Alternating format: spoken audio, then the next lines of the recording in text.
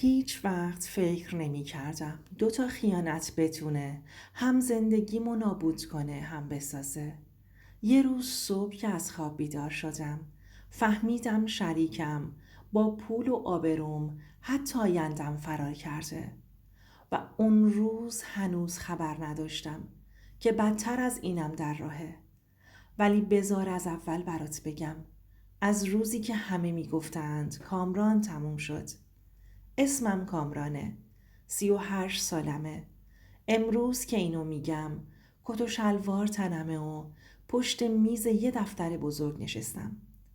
ولی 7 سال پیش حتی پول کرایه اتوبوس رو هم نداشتم. من و سعید از بچگی با هم بزرگ شدیم.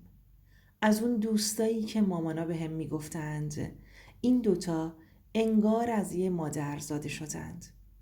تو کوچه با توپ پلاستیکی تا شب بازی می کردیم. بعد که بزرگ شدیم کارگر همون کارگاه نجاری محلمون شدیم. یه شب تو کافه نشستیم. سعید گفت کامران، ما که این همه هنر دست داریم چرا واسه بقیه کار کنیم؟ بیا کارگاه خودمونو بزنیم. گفتم خب سرمایه از کجا؟ گفت من چند تا آشنا دارم، یکیشون حاضر شده وام بده. 3 ماه بعد ما یه کارگاه کوچیک رو انداختیم. سفارش ها از روز اول باریدن گرفتن. مشتری ها راضی بودن. پول می اومد و هر شب با ذوق فردا رو شروع می کردیم. من واقعا فکر می کردم با سعید می تونم تا آخر عمر شریک بمونم. یه روز صبح که رسیدم کارگاه در نیمه باز بود. دلم ریخت. داخل شدم. همه چی به هم ریخته بود. جعبه ابزارها، دستگاهها، همه قیبشون زده بود. اولش فکر کردم دزدی شده. زنگ زدم به سعید، خاموش بود. رفتم خونه مادرش، گفت پسرم 3 روزه رفته سفر کاری. همونجا فهمیدم یه چیزی بوی خوبی نمیده. رفتم بانک. موجودی حساب مشترکمون 0 بود. حتی بدتر، چک هایی که باید پاس می کردیم برگشت خورده بود. اون شب پشت فرمون، زیر بارون، فقط به چراغای خیابون خیره شدم. دستام می لرزید. نمیدونستم فردا قراره چی بشه. فقط میدونستم دیگه پولی ندارم. بعد از فرار سعید زندگیم جهنم شد. هر روز چند نفر دم در خونمون. طلبکارا، بانک، صاحب خونه. یکی میگفت پولم رو بده. یکی تهدید میکرد آبروتو میبرم. شبها بیخواب بودم. بعضی شبها با لباس خونه از خونه میزدم بیرون. تا صبح روی نیمکت پارک می نشستم. سرما توی استخونم می رفت.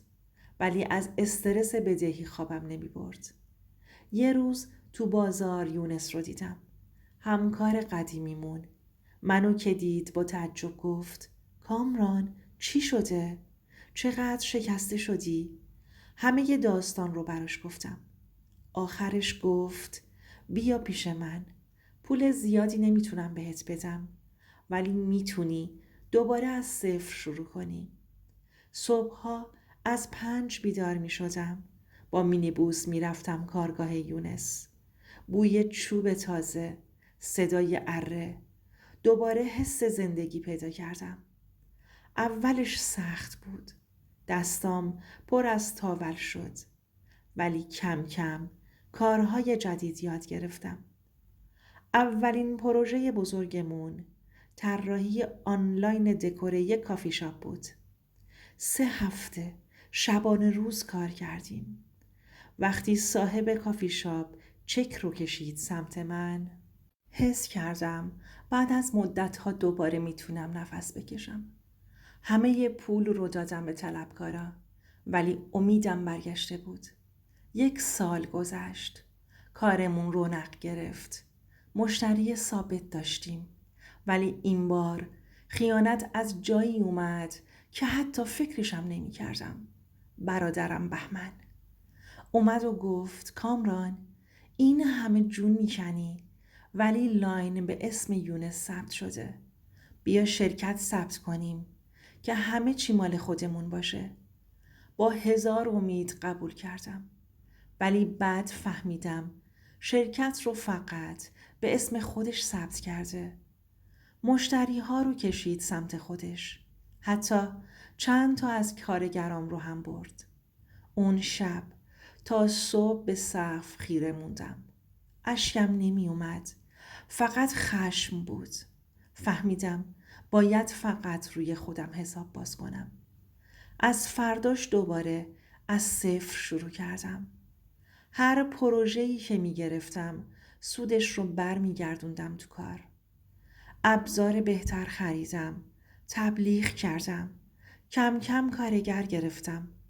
5 سال گذشت. بدهی‌هام همش صفر شد. الان 3 تا کارگاه بزرگ دارم. 50 تا کارگر و قرارداد با چند تا شرکت بزرگ. گاهی که از پنجره دفترم به شهر نگاه می کنم، یاد اون شب‌های پارک میافتم و میفهمم همه اون خیانت‌ها بود که منو ساخت. رفیق، دنیا پر از آدماییه که برای منفعت خودشون حاضرن هر کسی رو زیر پا بذارن.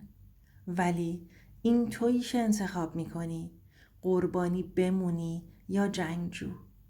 آیا اگه من بی پول با 2 تا خیانت خوردن تونستم خودم رو بالا بکشم، پس تو هم میتونی. دوستان، این فقط یکی از صدها صدای واقعی بود که هنوز شنیده نشده.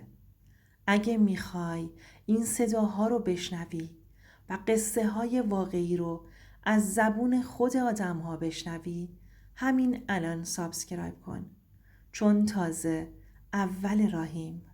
و تویی که هنوز صدات شنیده نشده، اینجا کانالیه برای تو. کانال سایه های خیانت فقط درباره خیانت نیست، درباره صداهایی که هیچ کس نشنیده، ولی ما اینجا براشون جا داریم.